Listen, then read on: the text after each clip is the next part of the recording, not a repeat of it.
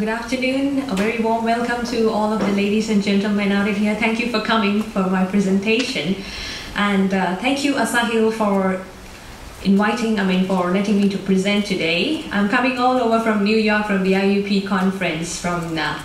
Professor was also there as well. I'm going to present to you about the role of government, business, and professional association in higher education partnership. The Business University Forum of Thailand. Let me elaborate what is this about. Today in the world, in the 21st century, what are we looking out? We are looking for globalization and innovation, big terms, right? We try to look for internationalization. How can we have a multicultural setting in our university, or diversification? So this is kind of relating with that. And next we talk about the social networking. Do everybody has Facebook accounts in here? Everybody uses it? Twitter? No one uses it, okay. But I use that. I deal with the Facebooks. So next we have a corporate and human governance. Everybody would know about the corporate governance, but what about the human governance? So human governance, it means that while we work or while we are presenting something, do we relate ourselves with our family? Do we tend to talk about families in our work? Sometimes yes, sometimes no. Because we feel that family stays at home and we should not take them along with our work. But yes, let me put it this way. Do heart have neurons? Can you answer me that question, please? Do heart have neurons? Yes or no? Yes, hands up. No, hands up. Do hearts have neurons? Hearts have 40,000 neurons. People think brain has neurons, but heart have 40,000 neurons. You can see to the Google.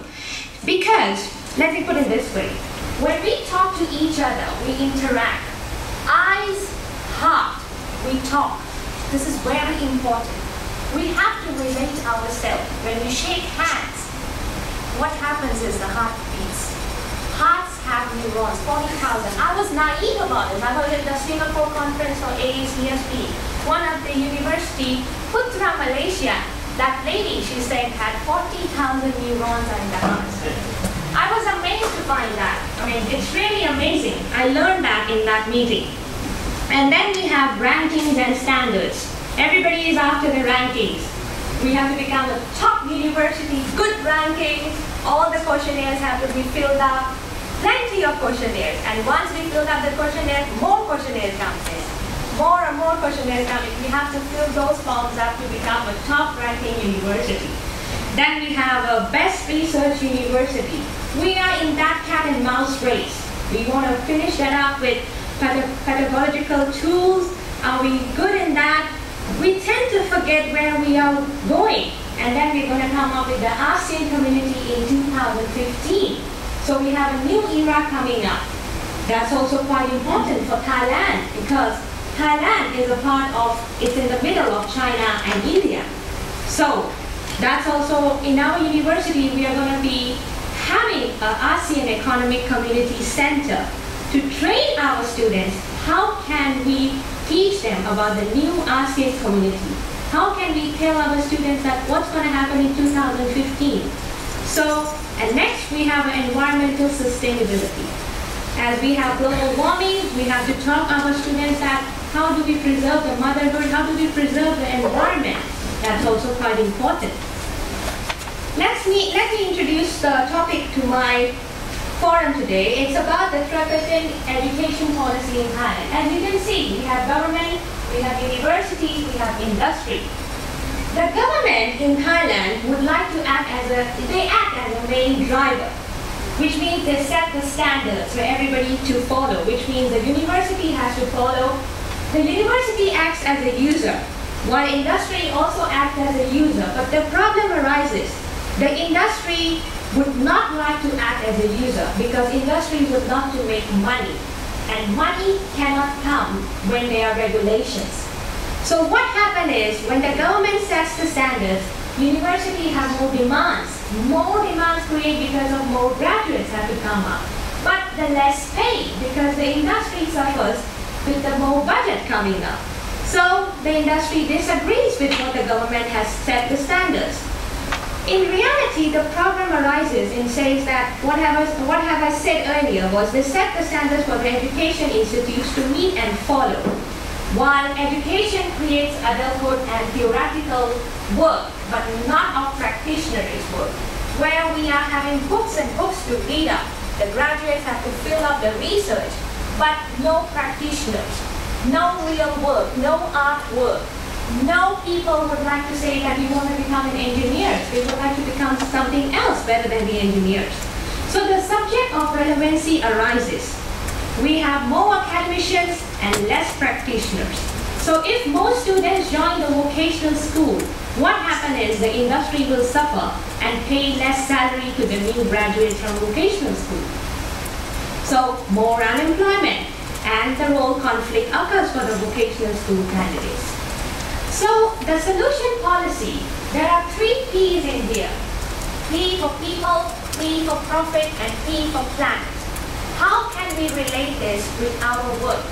It's very important, and what we're going to talk about today is industry should act as a main driver and not as a user. We have to have a system. First is an effective communication program for the personnel, human governance, which is very important. We should not only talk about profit making for the profit, for the money making, but let's talk about the human governance as well. We should relate ourselves as one of the employee, not only as an employer. Staff development and capacity building partnership, that's also quite important. Training for change management and new staff. For change management, because we're talking about change in a way of globalization. So change is very relevant in this century. And then we have the motivation policy, while we have perk distribution and holiday packages for the staff. Knowledge transfer with environmental sustainability. And then we have the level of measuring competency of personnel, health and wealth program for the personnel. So this is kind of a profit distribution for the stakeholders. Because the stakeholders are the ones to give the profit to the company.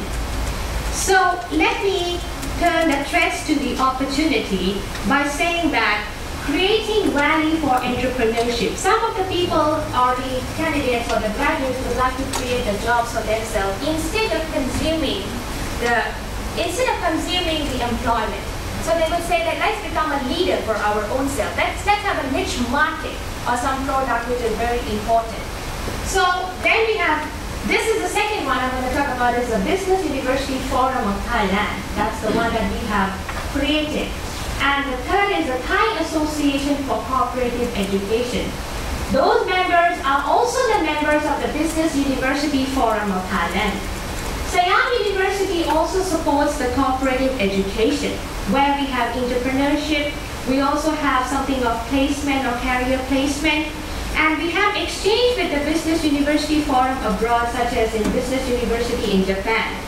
And the last is the World Association for Cooperative Education, the WACE.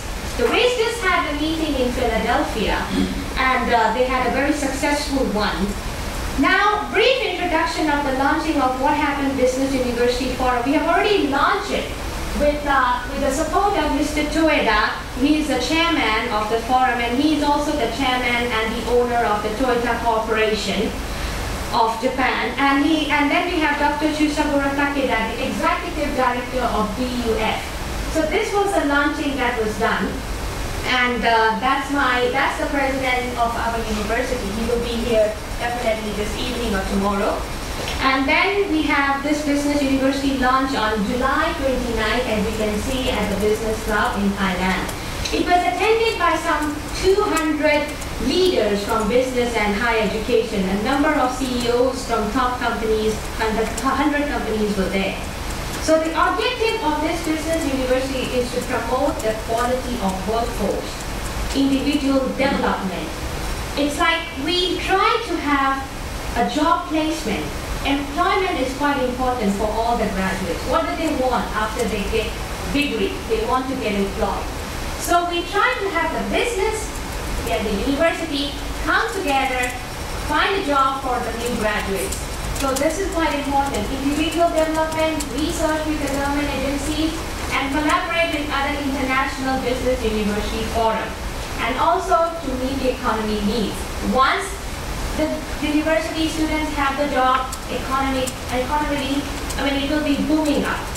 So then the rationale, as you can see, is to facilitate the exchange of good practice between universities and business, mutual learning and networking, which is very important, dialogue, exchange, sharing and learning, livelihood and well-being of people and enhancement of competitiveness of the economy, the capacity of graduates and those already in the workforce.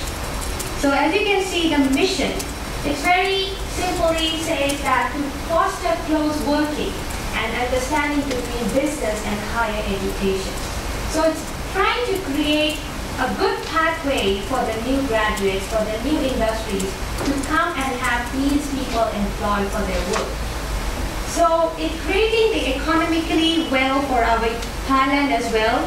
And the commission from this business university are also, as I said earlier, was from the TASE, from the Thai Association of Cooperative Education. This is Mr. Prasad Bunsampan. He's the chairman of the forum, and he's also the president and chief executive officer of the Petroleum Authority of Thailand. And next we have Dr. Ponchai, the man himself. He'll be here, and he's the deputy chairman of the forum, the president of my university. And we have Wandok Wanit. He is the chairman of the executive committee, director of the Stock Exchange of Thailand, advisor of Charan Pokpan Public. Charan Pokpan is a company for the frozen food in Thailand. And then we have another 12 committee members, secretariat and deputy secretary. A new member must be nominated and approved by the existing committee members or committee or members, sorry about that. So now in this academic year, what are we going to do? We're going to have this announcement for everyone. Everybody is welcome to our new International Business University Forum meeting, academic meeting on 23rd of July in Thailand. I hope you would like to come to Thailand. Thailand is a good place for everybody, but it's if you're in US, so please, you will feel a bit jet lag over there, but it's a nice place for vacation as well. On 23rd July at Chulapon Convention in Thailand. Yeah, sure. So we have one guest coming over. Excited about that.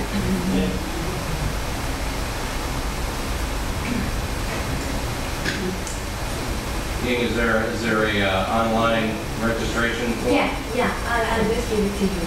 And next is before the 23rd is the 20 to 22nd is the International Conference on International Cooperative and Work Integrated Education, which is expanding the sustainable networking. That's from the Thai Association for Cooperative Education, the TASE. So this is these people are also the members of our Business University Forum of Thailand. So if you come, you can make your plan from 20, 21st, 22nd, 23rd. Make yourself free, available on that time. And these are the tentative schedule for the Business University Forum. It's Dr. Morris. He's the president of the WEST. WEST means the World Association for Cooperative Education. He'll be giving a speech about the new paradigm for the university enterprise collaboration. And we have the parallel discussion from the members of Microsoft company for the perspective of effective link in social network. And we have the paper also being presented by Dr. Pichit. He's a vice dean of the School of Business of Siam University. So these are the papers he will be presenting. And the schedule for the one of the 20 to 22nd, it's a work integrated education one. That's also in Thailand, is about the objective of this conference is to develop and promote the international cooperative and work integrated education provision. And the opening speech will be addressed by the man himself, Mr. Apisit Veshashiwa. He's the Prime Minister of Thailand. I don't know whether he's going to be there till the Prime Minister. Let's hope for the best. The voting will be there on the 3rd of July. So he will be coming to give the opening keynote speech. And work integrated education, what is it about? It's about a format of education system that integrates the classroom learning with the real-life work experience in a workplace. Actually, you might say that I'm giving a lot of speech. Does it happen in the real world? Yes, it does. I promise you it happens. We have provided a lot of career development and employability for our students. They get good jobs. And now we're having the ASEAN Economy Community soon in 2015. So ASEAN community is coming up. We will have a good economy by that time. So you're all welcome to this conference from 20 July to 23rd.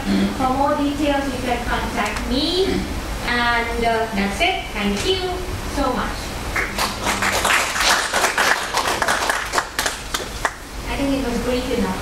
Yes, questions and answers? Yes. Could you move back one panel, please? There, thank you. Third item down where you talk about the work integrated education format, which I'm glad to hear that it is functioning on a real live basis, because the problem that business has with education is education being responsive. Business can continue to feed the needs of what they would like to see in a well-equipped workforce. And it doesn't matter whether it's in the soft sciences or the hard sciences. But where business gets frustrated and tends to slack off with support is that they don't see any real changes in the curriculum back at the university. It's more like lip service, because faculty are entrenched in changing to an application-based approach. They are stuck in theory, and some of it's old theory, not even new theory. So that's one of the challenges, is to get education to be more reactive to the needs of, they ask for business input, business gives input, business just gets frustrated when it goes nowhere. Okay, can I answer that? Okay, sure. So the thing is, what do? Is we have the leaders from the businesses that comes to our university, or to those universities who are the members. They come and they sit. For one semester, they have to teach, or they can come as a guest speaker during those weekends, whenever they have a free time. And they can come and give their experiences, how do they train, or how do they work in the real world of business, which is the real world of sharks, I can tell you. Because when we work in education, we work with books. But they come and train those students of us that this is the real practicality work. But yes, as they said, the government sets the standard. They have to go according to that. The GPAs, the credits and all that. The curriculum has to have course syllabus and everything. But we have the industry to come in and train them as well. So industries work as hand to hand. That's very important. And coming up to the question that, do the students have, they are provided the internship and career placement, but apart from that, we have cooperative education. That's for 4 months, where they don't have to have any books or anything. They have to go to the real world of industry, work there for how many hours, I'm not sure, but they have to work there for 4 months, and they get the real certificate from that company that they have achieved those work. They have been trained in the actual way, not sitting in the classroom. They have to work there for 4 months.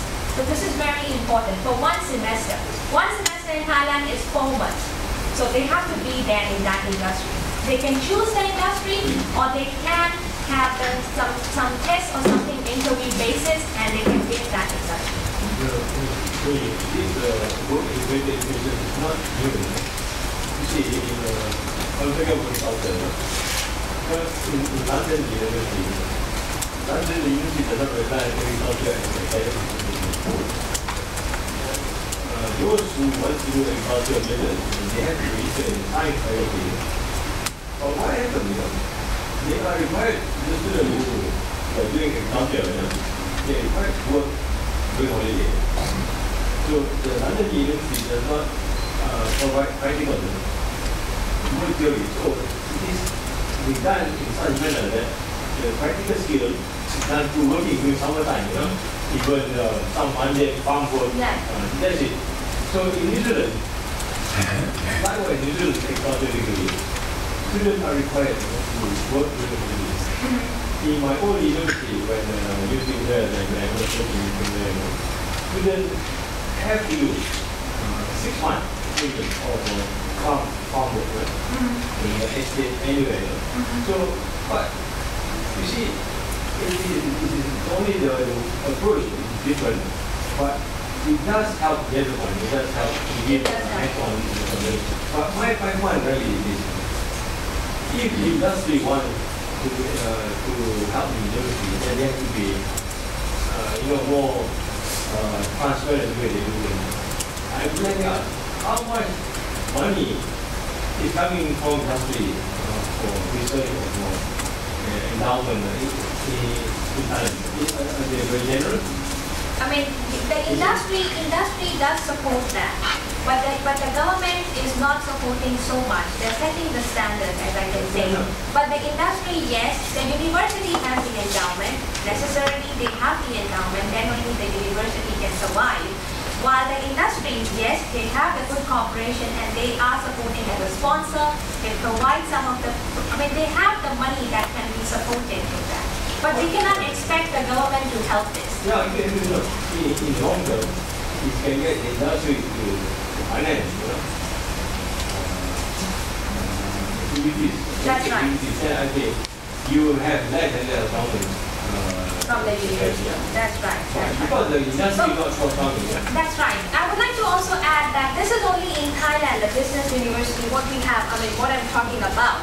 But if you would think about the futuristic vision, we can also say that we can also have something from other countries to have some collaboration with us, like industries or some other forums. They can also have some collaboration.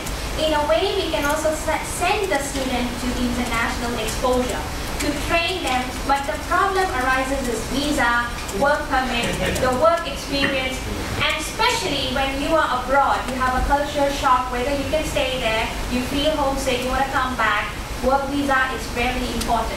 So I think work visa and everything, when we talk about this, there should be some session about this as well. I think so. I mean, I would like to add that as a solution, that how can we have a good number of students sent abroad, safe and sound, work there, enjoy their life, and also happily working and get good payment. So that's another thing. Let's think about it. Yes. Two quick questions. One question I don't know if you can answer. You touched on about the election. July 3rd is the election. I'm planning on taking 31 students there July the 7th. Do you see any concerns with the election that may disrupt my plans for the 7th? Dr. Madhana, would you like to add something on that? Safe enough.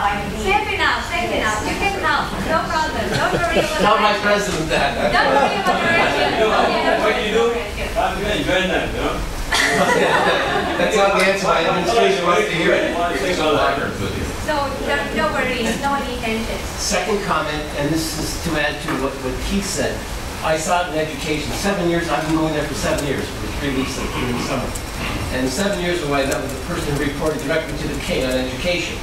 And he was like keynote speaker, and his talk was, Thai was going to be more constructive now in their elementary and secondary classrooms. And I've been back 6 years, each of the 6 years after, and I haven't seen that happen in Thailand yet. It's still the traditional model, that rote memorization, that drill and kill. I think there are some changes, but not where I don't think they're where they want to be. Do you agree with that? I agree partially. I tend to agree that. That's right. It happens that the rote memorization is happening, yes. But partially, yes. It depends. If you send your students or your people to the international book, we have so many international schools coming up.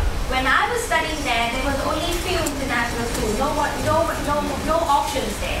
But now we have so much international schools coming up, so the rote memorization is not so much. But in the Thai public schools still. It's still happening. But up to my knowledge, I feel the university level, I mean, I'm not in the lower education, we are dealing with the higher education. The higher education has changed a lot. With the dual program, with some of the professors coming from abroad, from Western countries, so we have a different culture exchange while staying back in Thailand. We don't have to go fly to Australia all over to get that, or to Canada, or to America. How the standard of English one? We are about instruction of English, undergraduate, it's still improving, sir. Frankly But speaking. still, is it compulsory you have to teach in Thai? It depends. I mean, if you want to enroll your students to the international program, the medium will be in English. But if there are, the Thai programs are a lot over there. We can say one thing is good about culture in Thailand, that Thai, they talk about the Thai language, they love their language. But if you go to India, I mean, I'm also from, I mean, my dad is from India. The road signs are all in English. You can, I mean, they can speak good level of English.